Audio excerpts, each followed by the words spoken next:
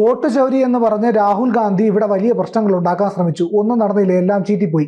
ഇവിടെ വീടില്ലാത്തവർക്കൊക്കെ വോട്ട് ചെയ്യാൻ പറ്റുന്നത് എങ്ങനെയെന്നാണ് രാഹുൽ ഗാന്ധി ചോദിച്ചത്. അത്രയ്ക്ക് പോലും ബുദ്ധിസ്ഥിരത ഇല്ലേ എന്നുള്ളതാണ് ബാക്കിയുള്ളവർ ഇപ്പോൾ ചോദിക്കുന്നത്. വീടില്ലെങ്കിൽ വോട്ട് ചെയ്യാം, പണമില്ലെങ്കിൽ വോട്ട് ചെയ്യാം, ഇന്ത്യൻ പൗരനായാൽ മതി, എല്ലാ ജനങ്ങൾക്കും പണമില്ലാത്തവനും പണമുള്ളവനും അങ്ങനെ വേർതിരിവൊന്നും ജനാധിപത്യ വ്യവസ്ഥയിലില്ല, എല്ലാവർക്കും വോട്ട് ചെയ്യാമെന്നുള്ളതാണ്. ആ കാര്യം പോലും ഇവിടുത്തെ പ്രതിപക്ഷ നേതാവിന് അറിയില്ല.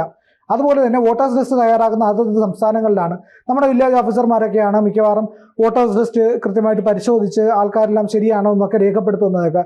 അപ്പോൾ കർണാടകയിലുണ്ടായ പ്രശ്നത്തിനെ എടുത്ത് ഉയർത്തിക്കാട്ടിയിട്ട് ഇതെല്ലാം കേന്ദ്ര സർക്കാർ ചെയ്തതാണെന്ന് പറയുന്ന രാഹുൽ ഗാന്ധിയുടെ വിഡ്ഢിത്തം പരമവിഡ്ഢിത്തമെന്നേ പറയാനുള്ളൂ. എന്നിട്ട് ഇതെല്ലാ കോലാഹലങ്ങളും ഉണ്ടാക്കിയിട്ട് ഒന്നും നടക്കാതെ വന്നപ്പോൾ എല്ലാം ചീറ്റി കഴിഞ്ഞപ്പോൾ ഇപ്പോൾ വോട്ടിന് വേണ്ടിയിട്ടൊരു യാത്ര നടത്തുന്നത്. എന്താ വോട്ടധികാർ യാത്ര? എന്തൊരു വിരോധാഭാസമാണ് ഇതെല്ലാം. എന്തിനു വേണ്ടിയിട്ടാണ് ഈ പ്രഹസനം? ഈ പിടിച്ചു നിൽക്കണ്ടേ? നാണ പറഞ്ഞ് മൊത്തത്തിൽ ഇലക്ഷൻ കമ്മീഷൻ എടുത്തങ്ങ് കുടഞ്ഞു, നല്ലപോലെ കുടഞ്ഞു. അപ്പൊ ഒന്നില്ലെങ്കിൽ മാപ്പ് പറയണം, അല്ലെങ്കിൽ തെളിവ് പറയണം, ഞങ്ങൾ അന്വേഷണം നടത്താമെന്നാണല്ലോ കമ്മീഷൻ പറഞ്ഞത്. അപ്പൊ ഈ പുള്ളിക്ക് കൊടുക്കാൻ തെളിവൊന്നുമില്ല. ഇതാണ് എന്റെ രേഖ എന്ന് പറയുന്ന ഒരു അവസ്ഥയിലേക്കാണ്, കൈരേഖയാ മൊത്തം. അപ്പൊ എല്ലാം ഗസിങ്. പിന്നെ മാത്രമല്ല, ഇന്ന് വന്ന വാർത്ത കണ്ടില്ലേ, ഇത് തയ്യാറാക്കി കൊടുത്ത ഉദ്യോഗസ്ഥൻ പറഞ്ഞിരിക്കുന്നു എനിക്ക് തെറ്റുപറ്റി. കാരണം ഇതിന്റെ അന്വേഷണം പോയിട്ടുണ്ടെങ്കിൽ ഈ പറയുന്ന ഉദ്യോഗസ്ഥനും കുടുങ്ങും. അപ്പൊ ഉദ്യോഗസ്ഥൻ മുന്നേ കാലേ കൂട്ടി ഒരു മാപ്പ് സാക്ഷിയാകാനുള്ള ശ്രമമാണ് നടത്തുന്നത്.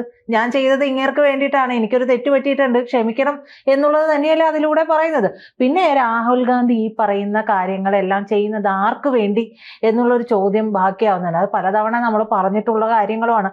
പലരുടെയും ചട്ടുകമായിട്ട് പ്രവർത്തിക്കുകയാണ് എന്നുള്ളതാണ്. അവർക്ക് രാഹുൽ ഗാന്ധി ഇവിടെ വരേണ്ടത്, ഭരണത്തിൽ വരേണ്ടത് അവരുടെ ആവശ്യമായിരിക്കും. പക്ഷെ നമ്മൾ ജനങ്ങൾക്ക് അങ്ങനെ ഒരു ആവശ്യമില്ല എന്നുള്ളത്. 2 തവണ ക്ഷമിച്ചു, ഇനി അടുത്തത് ഞാൻ വരും എന്നുള്ള ഒരു ഈസി വാക്ക് ഓവർ ഉണ്ടാകുമെന്നാണ് പ്രതീക്ഷിച്ചത്. പക്ഷേ നരേന്ദ്രമോദിയുടെ ഭരണത്തിൽ ഇനിയുള്ള കാലത്ത് കോൺഗ്രസിന് ഇവിടെ ഒരു ആയുസ്സില്ല എന്നുള്ള കാര്യം ഇവർ മനസ്സിലാക്കിക്കൊണ്ടിരിക്കുന്നു എന്നുള്ളതാണ്. അപ്പൊ ആദ്യം നടത്തിയത് എന്തായിരുന്നു? ഭാരത് ജോഡോ യാത്രയായിരുന്നു. ഈ ഭാരത് ജോഡോ യാത്രയിൽ ഒരുപാട് ആളുകളൊക്കെ കൂടി ഇതാണ് എന്നൊക്കെ പറയുന്നത്. ഈ കൂടിയ ആൾക്കാരെ തന്നെ ഈ യാത്രയെ പറ്റി പരിഹസിക്കുന്നത് നമ്മൾ കാണുകയും ഒക്കെ ചെയ്തു. ഇപ്പൊ ഇന്ന് രാവിലെ ഞാൻ ഒരു സൈറ്റിൽ നോക്കുമ്പോൾ ഫാക്ട് ചെക്ക് വിട്ടുപോകാൻ വേണ്ടിയിട്ടുള്ളതാണ്. പിന്നെ ഇടയ്ക്കിടയ്ക്ക് തായ്ലാന്റിലെ ചില പ്രദേശങ്ങളിൽ പോകുന്ന ആള് ഭാരതം വിടുന്നതിന് മുന്നോടിയായി നടത്തിയതായിരിക്കാം. അപ്പൊ ഇന്ന് രാവിലെ ഞാൻ നോക്കുമ്പോൾ സൈറ്റിൽ ഫാക്ട് ചെക്ക് വന്ന് കിടക്കുകയാണ്. അതില് ഈ വോട്ടധികാർ യാത്ര, അതിൽ തടിച്ചുകൂടിയ ജനങ്ങൾ എന്ന് പറഞ്ഞുകൊണ്ട് ഏതോ കാലത്ത് ഏതോ ആളുകൾ നടത്തിയ യാത്രയുടെ ചിത്രങ്ങൾ, ജനസാഗരങ്ങളുടെ ചിത്രം എടുത്തു കൊടുത്തുകൊണ്ടാണ് അധികാർ യാത്രയിലേക്ക് ഇത്രയധികം ആളുകൾ വന്നുകൂടി എന്നുള്ള വാർത്തയൊക്കെ കൊടുത്തിട്ട് യാതൊരു നാണവുമില്ലേ എന്ന് ചോദിക്കുക. ഇപ്പൊ നമുക്ക് നാണമായി തുടങ്ങി. കാരണം നമുക്ക് ചോദിക്കുന്നതിനൊരു മടുപ്പ് വരില്ലേ, നമുക്കൊരു ഉളുപ്പ് വരില്ലേ എന്നുള്ള ഒരു കാര്യമാണ്. അപ്പൊ ഈ പറയുന്നത് പോലെ രാഹുൽ ഗാന്ധി മനസ്സിലാക്കുന്ന ഓരോ കാര്യം എന്ന് പറയുന്നത് നിയമപരമായിട്ട് ഇനി ജനാധിപത്യ രീതിയിൽ ഒരിക്കലും രാഹുൽ ഗാന്ധിക്കോ കോൺഗ്രസിനോ അധികാരത്തിലേക്ക് വരാൻ സാധിക്കില്ല എന്നുള്ളത് തന്നെയാണ്. പക്ഷേ ഇത് ഭാരത് ജോഡോ യാത്ര പോലെയുള്ള ഒരു യാത്രയായിട്ട് നമുക്കിതിനെ കാണാൻ കഴിയുമോ എന്ന് ചോദിച്ചാൽ അവിടെയാണ് ആശങ്ക ഉണ്ടാകുന്നത് എന്നുള്ളതാണ്. ഏതാണ്ട് ഇന്ത്യയിൽ തന്നെ 10% വോട്ടിലേക്ക് ഈ പറയുന്ന കോൺഗ്രസും രാഹുൽ ഗാന്ധിയും ചുരുങ്ങിയിട്ടുണ്ട് എന്നുള്ളത് ഇവർക്ക് നന്നായിട്ടറിയാം. ഇത്രത്തോളം ചുരുങ്ങിയ ഒരു പാർട്ടിക്ക് നമുക്കറിയാം BJP എങ്ങനെയാണ്, എത്രയിൽ നിന്നാണ് ഇത്രയിലേക്ക് എത്തിയത് എന്നുള്ള കണക്ക് നമുക്കറിയാം. പക്ഷെ അതിന് പണിയെടുത്തു. വെറുതെ അല്ല, ജനങ്ങളെ ബോധ്യപ്പെടുത്തിക്കൊണ്ടാണ്, കളവ് പറഞ്ഞിട്ടല്ല, ജനങ്ങളെ ഓരോന്നും ബോധ്യപ്പെടുത്തിക്കൊണ്ടായിരുന്നു BJPയുടെ വരവ് നമ്മൾ അറിഞ്ഞത് മുഴുവൻ. അതുകൊണ്ടാണ് ജനങ്ങൾക്ക് അതിൽ വിശ്വാസ്യത കൈവന്നതും. പക്ഷെ നുണ പറഞ്ഞുകൊണ്ട് പല കാര്യങ്ങൾ, നുണയുടെ മേമ്പൊടി ചേർത്തുകൊണ്ട് പലതും അവതരിപ്പിക്കുന്നു, പിന്നീട് പാളിപ്പോകുന്നു. ഈ പറയുന്ന രാഹുൽ ഗാന്ധിക്ക് മാപ്പ് പറയാനല്ലാണ്ട് എന്തെങ്കിലും സമയമുണ്ടോ? എന്തെല്ലാം കാര്യങ്ങളാണ് നമ്മുടെ രാജ്യത്തിന് പുറത്തു പോയിട്ട് നമ്മുടെ ഭാരതത്തെക്കുറിച്ച് പറഞ്ഞുകൊണ്ടിരിക്കുന്നത്. നമുക്ക് ആശയപരമായിട്ടുള്ള പ്രശ്നങ്ങളുണ്ട്, അത് നമ്മുടെ നാട്ടിൽ നിന്നുകൊണ്ട് സംസാരിക്കണം. പ്രതിപക്ഷ നേതാവല്ലേ, എന്തുകൊണ്ട് സംസാരിക്കാൻ പറ്റുന്നില്ല? സംസാരിക്കുമ്പോൾ തെളിവുകളും കൂടി വേണം. ഈ തെളിവ് ഹാജരാക്കാനും രാഹുൽ ഗാന്ധിക്ക് കഴിയുന്നില്ല. എന്നിട്ട് രാഹുൽ ഗാന്ധി ചെയ്യുന്നതിന് അത്രയും ഈ കോൺഗ്രസ് പ്രവർത്തകരാകെ ഒന്നടങ്കം കിടങ്ങുന്ന എല്ലായിടത്തും മെഴുകുകയാണ്. ഈ ഒരു മറുപടി കൊടുക്കണമല്ലോ ജനങ്ങൾക്ക്. മറുപടി ഇല്ലാണ്ട് ആകുമ്പോൾ ഇവർ ഈ പറയുന്ന രീതിയിൽ യാത്രയുമായിട്ട് വരും. യാത്രയുമായി വരുമ്പോൾ സ്വാഭാവികമായും ഒരു പ്രതിപക്ഷ നേതാവാണ്, ആളുകൾ തടിച്ചുകൂടാനുള്ള സാധ്യതയുണ്ട്. അദ്ദേഹം വരുന്ന സ്ഥലത്ത് അത്യാവശ്യം ആളുകൾ വരാനുള്ള സാധ്യത നമുക്ക് തള്ളിക്കളയാൻ പറ്റില്ല. പക്ഷെ അതെല്ലാം ഈ പറയുന്ന പോലെ ഇവരെ അനുകൂലിക്കുന്നവരാകണം എന്നൊന്നുമില്ലല്ലോ. ഒരാൾ അവിടെ നിന്നാൽ 4 ആൾക്കൂട്ടം ഉണ്ടാക്കാൻ വലിയ ബുദ്ധിമുട്ടൊന്നുമില്ല. അപ്പൊ ആ ആൾക്കൂട്ടം എന്തിനെല്ലാം വരുമെന്നുള്ളത് മനസ്സിലാക്കാനുള്ള ബോധം പോലും ഈ പറയുന്ന രാഹുൽ ഗാന്ധിക്ക് ഇല്ല എന്നുള്ളതാണ്. അപ്പൊ ഈ തിരഞ്ഞെടുപ്പ് കമ്മീഷൻ തന്നെ ശരിയല്ലെന്ന് പറഞ്ഞുകൊണ്ടുള്ള ആരോപണങ്ങൾ വന്നതോടുകൂടി ഇനി തങ്ങൾക്ക് ഇത്തരത്തിലുള്ള പ്രവൃത്തിയിലൂടെ വരാൻ പറ്റില്ല എന്നുള്ളതാണ്. അപ്പൊ ഇതിന് പിന്നിൽ ഒരു വിദേശ ശക്തികളുടെ കൈകടത്തലുകൾ ഉണ്ടോ എന്നുള്ള സംശയമാണ് ഇതിലൂടെ വരുന്നത്. നമ്മൾ മുമ്പും സംസാരിച്ചു, ഡീപ് സ്റ്റേറ്റിന്റെ ഒരു പ്രവർത്തനം ഇന്ത്യയിലേക്ക് വന്നു തുടങ്ങി, അതിന്റെ ഒരു വരവറിയിച്ചു തുടങ്ങി എന്നുള്ളതാണ്. കാരണം ഇന്ത്യ വളർന്നു എന്നുള്ളതിന്റെ ഒരു ശക്തമായ ഉദാഹരണം തന്നെയാണ്. വളരാത്ത ഒരു രാജ്യത്ത് അവർക്കൊന്നും ചെയ്യാനില്ല. വളരുന്ന രാജ്യത്തിനെ അട്ടിമറിക്കാനേ അവർക്ക് അതിന്റെ ഡീപ് സ്റ്റേറ്റിന് താല്പര്യം ഉണ്ടാവുകയുള്ളൂ. നമുക്കറിയാം നമ്മുടെ അയൽരാജ്യമായിട്ടുള്ള ബംഗ്ലാദേശിലും സംഭവിച്ചത് എന്താണ് എന്നുള്ളത് നമുക്കറിയാം. അപ്പോൾ ഈ പറയുന്ന രാഷ്ട്രീയ നിരീക്ഷകരെല്ലാം തന്നെ ഇത്തരത്തിലുള്ള കാര്യങ്ങളാണ്, അതായത് രാഹുൽ ഗാന്ധിയും ഈ പറയുന്ന വിദേശ ശക്തികളുടെ വലയത്തിൽ അകപ്പെട്ടു എന്നുള്ള സംശയങ്ങളുമായിട്ട് എത്തുന്നുണ്ട് എന്നുള്ളതാണ്. അപ്പൊ ഈ പറയുന്ന അമേരിക്ക, ചൈന തുടങ്ങിയ വിദേശ ശക്തികൾക്കൊക്കെ ഒറ്റ ലക്ഷ്യമേ ഉള്ളൂ, അവർക്ക് ഒന്നാമതെത്തണം. അവരതിനെ എന്ത് കുതന്ത്രവും കാണിക്കും എന്നുള്ളതാണ്. ഈ മോദി സർക്കാരിനെയും ആ സർക്കാരിന്റെ കീഴിലുള്ള തിരഞ്ഞെടുപ്പ് കമ്മീഷൻ ഉൾപ്പെടെയുള്ള സംവിധാനങ്ങളൊന്നും ശരിയായി പ്രവർത്തിക്കുന്നില്ല എന്നുള്ളതാണല്ലോ ഈ പറഞ്ഞു വെച്ച വോട്ട് ചോരിയിലൂടെ ഇവർ പറയാൻ ശ്രമിച്ചത്. അതും പാളിക്കഴിഞ്ഞു. അപ്പോൾ ഈ പക്ഷാപാതപരമായിട്ട് നുണക്കഥ പറഞ്ഞുകൊണ്ടിരിക്കുന്നു എന്നുള്ളതും ഇവർ ശരിക്കും പറഞ്ഞാൽ ബി ജെ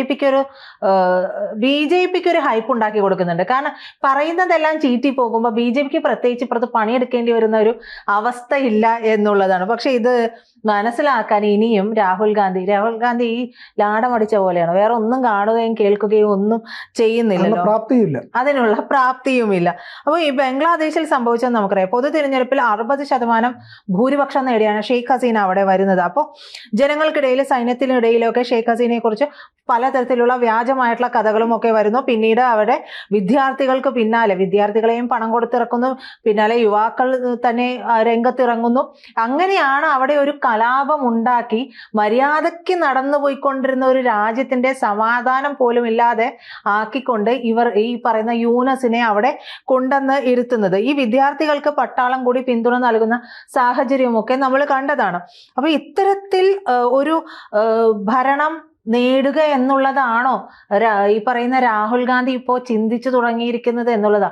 കാരണം എങ്ങനെയും അധികാരത്തിലെത്തുക എന്ന് ചിന്തിക്കുന്ന ഒരാൾക്ക് എന്തും സാധ്യമാണ്. നിയമപരമായി ജനാധിപത്യപരമായിട്ടുള്ള മാർഗത്തിലൂടെ വരിക എന്നുള്ളവർക്ക് ഇത് സാധ്യമല്ല. പക്ഷെ രാഹുൽ ഗാന്ധിയെ സംബന്ധിച്ച്, കോൺഗ്രസിനെ സംബന്ധിച്ച് സ്വാഭാവികമായും ഇപ്പോഴുള്ള ഒരു അവസ്ഥയിൽ അവർക്ക് അധികാരത്തിൽ വരാനുള്ള സാധ്യതകൾ കുറവാണ്. ഉള്ള സ്ഥലത്ത് തന്നെ പലതരത്തിലുള്ള വിഷയങ്ങൾ അവർ ഫേസ് ചെയ്യുകയും ചെയ്യുന്നുണ്ട്. അതിനെ മറികടക്കാനായിട്ട് അവർക്ക് കഴിയുകയും ചെയ്യുന്നില്ല. അപ്പൊ ഇതിൽ നിന്നെല്ലാം പിടിച്ചു കയറണം എന്നുണ്ടെങ്കിൽ ഇവർക്ക് എന്തെങ്കിലും ഒരു തരത്തിലുള്ള അസ്ഥിരത നമ്മുടെ രാജ്യത്ത് ഉണ്ടാക്കേണ്ടതുണ്ട്. അത് തയ്യാറെടുത്തിരിക്കുന്ന വിദേശ ശക്തികളുമുണ്ട്. അപ്പൊ ഇവരുമായി ചേർന്നുകൊണ്ടാണോ ഇത്തരത്തിൽ കാര്യങ്ങൾ ചെയ്യുന്നത് എന്നൊന്നും നമുക്കറിയില്ല. ഇങ്ങനെയുള്ള ആരോപണങ്ങൾ, ചില നിരീക്ഷണങ്ങളൊക്കെ രാഷ്ട്രീയ നിരീക്ഷകരും ഒക്കെ പറയുകയാണ്. അപ്പൊ ഈ വിദേശ ഫണ്ട്, നമുക്കറിയാം ജോർജ് സോറസ് ഉൾപ്പെടെയുള്ളവരുടെ വിദേശ ഫണ്ട് വാങ്ങി പ്രവർത്തിക്കുന്ന മാധ്യമങ്ങൾ നമ്മുടെ ഈ കൊച്ചു കേരളത്തിൽ വരെ ഉണ്ട് എന്നുള്ളതാണ്. ഇവരെല്ലാവരും തന്നെ ഈ വോട്ടധികാര യാത്രയ്ക്ക് വേണ്ടിയിട്ട് വലിയ രീതിയിലുള്ള ഒരു ഹൈപ്പ് കൊടുക്കുന്നുണ്ട്. അപ്പൊ ഈ വോട്ടധികാര യാത്ര ആരും ശ്രദ്ധിക്കുന്നില്ലാത്തൊരു യാത്രയാണ്. പക്ഷെ മാധ്യമങ്ങളിലെ വാർത്ത കണ്ടു കഴിഞ്ഞിട്ടുണ്ടെങ്കിൽ വലിയ സംഭവമാണ്. ഇപ്പൊ തന്നെ മോദിയെ അങ്ങ് ആ കസേര പിടിച്ചു കുലുക്കി താഴെ ഇട്ട് കളയും.